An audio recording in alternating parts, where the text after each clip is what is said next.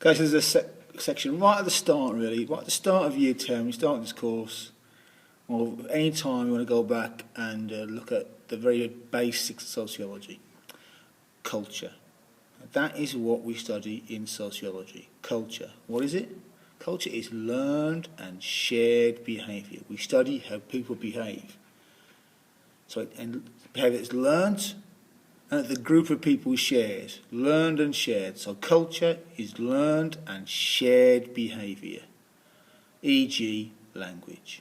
We learn how to speak, and the whole group needs to share the same language for it to make sense. So you've learned to say "in it," and people know what that means. You weren't born knowing how to say "in it."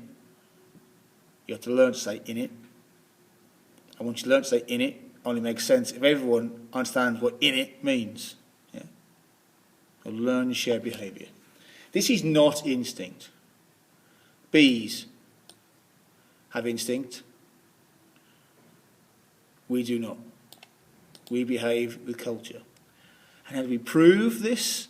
We prove this because, well, if humans had instinct, we'd all be the same. We'd all stick our tongues out and have tattoos on our faces.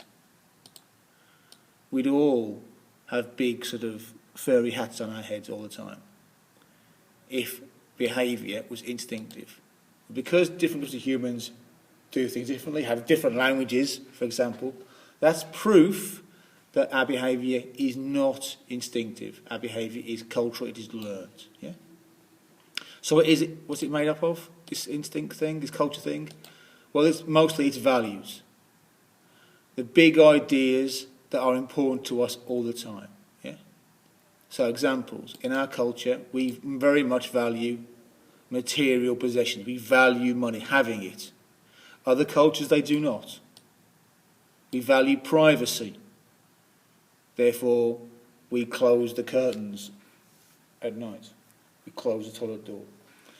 But closing the curtains and closing the toilet door are not, they come from values, but in fact they are norms. So the everyday rules and behaviours, and they flow from values. Like I said, when you go to the toilet, take a poo, you close the toilet door. That's nothing to do with hygiene, nothing to do with germs. That's to do with our culture. We value our privacy. So one of the little rules that we have is that you close the toilet door and you go to the toilet in private. Yeah? They're norms. They're little, and there's millions of them. For crossing the road, looking each way, for wearing shoes on your feet. These are norms. Norms of behaviour. What's normal? Yeah? So how do we control people? Well, we control people with status. We make them follow these rules, the values and the norms, with status, either high or low. If you succeed, if you have a lot of money, you have high status. If you have no money, you have low status. Yeah? If you follow all the norms, you have status. If you don't, you have low status. People basically seek rewards and try to avoid punishments. Yeah? So, this doctor has high status for two reasons. One, he's a doctor. Everyone thinks doctors are great. They admire doctors.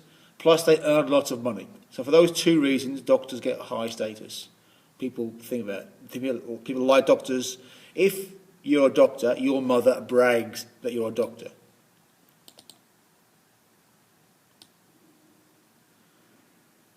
Homeless, drunk on the street, low status, no money, and what they're doing is low status. Your mother's not going to brag that you're a drunk living on the street. Yeah? And this is how we control people. You spend your lives trying to get high status and trying to avoid low status. Linked to that is the idea of roles. We play roles all the time. So right now I'm playing the teacher role. An hour ago when I was at home I was playing the parent role. I was playing the father role. I was playing the husband role. Yeah? Roles. These are different sets of behaviours, sets of norms that we follow during the day. Yeah, so right now, if you're watching this, you're playing the student or the pupil role. Yeah. In a few seconds' time, you could have start watching a music video. Yeah. then you're playing a different role then. Yeah. Then when your mum catches you watching the video of a music video when you should be doing this, you switch roles again. You switch to the son-daughter role. Yeah. And with each of those roles comes a different set of behaviours. Yeah. And humans would just click between these roles without even thinking about it. Yeah. And if we can't do that, you're mentally ill. Literally. So you learn all this, it's so deep inside your head, the culture, the values, the norms, the high and the low status, it's so deep inside your head, it's so sort of tattooed to it, that you behave that way without even thinking about it. You play these different roles. Culture. How do we get it? Acquisition, that means. Acquisition means how you get something. We get culture through socialisation. Yeah? It's a process. How? Copying. We watch and we copy. Humans watch and copy. Yeah?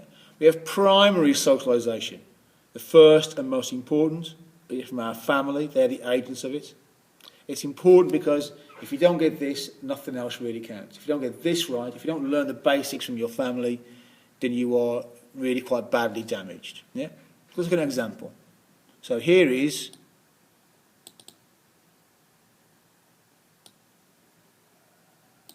a boy and his father. Yeah? My son and me. This boy has learnt several things. When he talks, he waves his hand around. This is not genetic. He has watched me do this and he's copied me.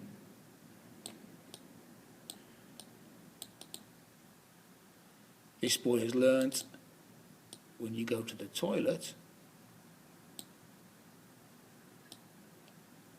take a book. He's done that through noticing me do exactly the same thing. These are examples of primary socialisation.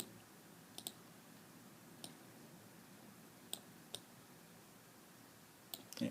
Then after age about 4 or 5, secondary starts to kick in, and the agents are your school, the media, your peers, your friends, and you learn how to behave from these. But between these two agents of socialisation, between primary and secondary, between all these agents, you learn the culture. You learn the language, you learn the values, you learn the norms, you learn how status works, you learn the roles. Once you've learned all this properly, you're an effective human.